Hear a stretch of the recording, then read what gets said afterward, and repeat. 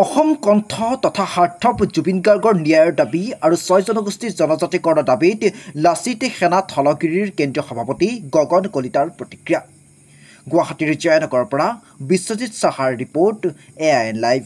আপোনালোকে গম পায় আমি জুবিন গাৰ্গৰ যিটো মানে হত্যাকাণ্ড হৈছে সেই কথাটো আমি আৰম্ভণিতে গম পাইছোঁ যে জুবিন গাৰ্গক আচলতে হত্যা কৰা হৈছে ছিংগাপুৰত।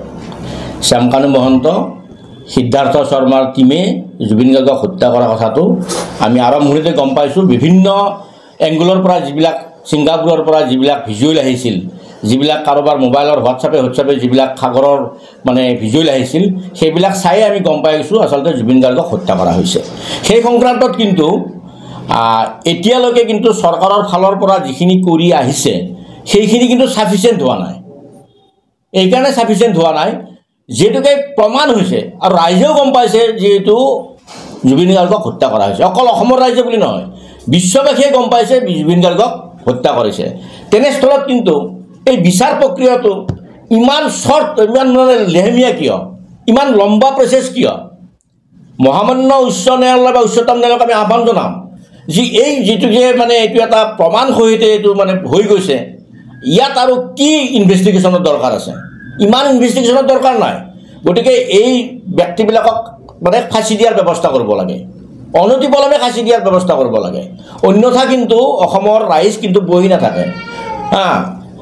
আমি অলপ আগতে গম পাইছোঁ, দুদিনমান আগত গুৱাহাটী কেন্দ্ৰীয় কাৰাগাৰত তেওঁলোকৰ কাৰণে মানে আছুতীয়াকৈ মানে তেওঁলোকে ৰুম বনাই থৈ দিছে তেওঁলোকক থোৱাৰ কাৰণে, জেল হ'ব বোলে তেওঁলোকৰ। আৰে সেইটো এটা মানে স্বাভাৱিক কথা।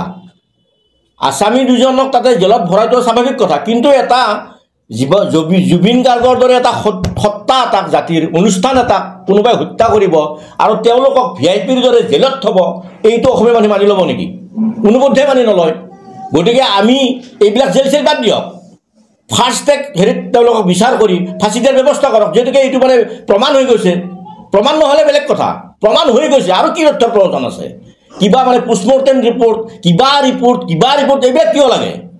হত্যা কৰাটো প্ৰমাণ হৈ গৈছে, বিভিন্ন এংগুলৰ পৰা চব ৰাইজে প্ৰমাণ পাই গৈছে।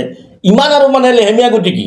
গতিকে আমি মাননীয় মুখ্যমন্ত্ৰী মহোদয়ক মানে চৰকাৰ প্ৰশাসনক আমি আহ্বান জনাম, আমি উচ্চতম ন্যায়ালয়কে আমি আহ্বান জনাম যে আপোনালোকৰ এইবিলাক লেহেমীয়া গতি আমি ৰাইজে ইমান নামানো। আপোনালোকে এই মানে কালপিত দুজনক ফাঁচি দিয়ক আছিলে, আৰু যোনবিলাক এই হত্যাকাণ্ডত জড়িত আছে সকলোকে টানি আনি তেওঁ শাস্তি দিয়াৰ ব্যৱস্থা কৰক। কিন্তু এই সিদ্ধাৰ্থ শৰ্মা আৰু শ্যামকানু মহন্তক কিন্তু ফাঁচি দিব কিন্তু লাগবই, এইটোক মানে গেৰাণ্টি দি গৈছোঁ আমি লাচিত সেনা অসম থলগিৰিৰ পৰা। আৰু লাচিত সেনা অসম থলগিৰি আৰম্ভণিৰ পৰা আমি প্ৰথমতে গম পাই গৈছোঁ, আমি অলপ আগতে কোৱাৰ দৰে যিটো হত্যাকাণ্ড হয় ডাইৰেক্ট গম পায়। তেওঁ সাঁতুৰি আছে, তেওঁক মানে ঠেলা মাৰি দি আছে পানীৰ পিনে, তেওঁক মানে উদ্ধাৰ কৰিব কাৰণে কোনো চেষ্টা কৰা নাই। এইবিলাক জল পথ প্ৰমাণ, তাতে আকৌ কিহৰ মানে ইমান ইনভেষ্টিগেশ্যন? আৰু যিবিলাক প্ৰৱাসী অসমীয়া আছে তাত তেওঁবিলাক ননচেন্স, তেওঁলোকে অসমীয়া জাতিৰ মানে কোনো ধৰণৰ তেওঁলোকৰ মানে দায়িত্ব নাই অসমীয়াৰ প্ৰতি। গতিকে তেওঁবিলাকক টানি আনিব লাগে তাৰ পৰা, ছিংগাপুৰৰ পৰা। চৰকাৰে ব্যৱস্থা কৰক তাড়াতাড়ি তেওঁলোকক টানি অনাৰ কাৰণে। ধন্যবাদ। নাই, এইটো 6 জনগোষ্ঠী জনজাতিকৰণ বুলি নহয়।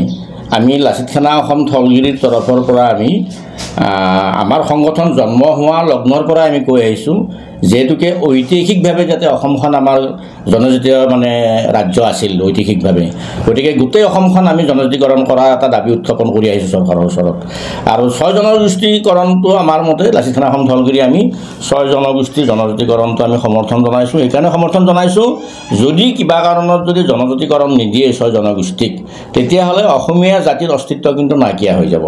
সেইকাৰণে আমি কৈ আহিছোঁ যে 6 জনগোষ্ঠী নহয়, গোটেই অসমখনকে জনজাতিকৰণৰ ব্যৱস্থা কৰিব লাগে।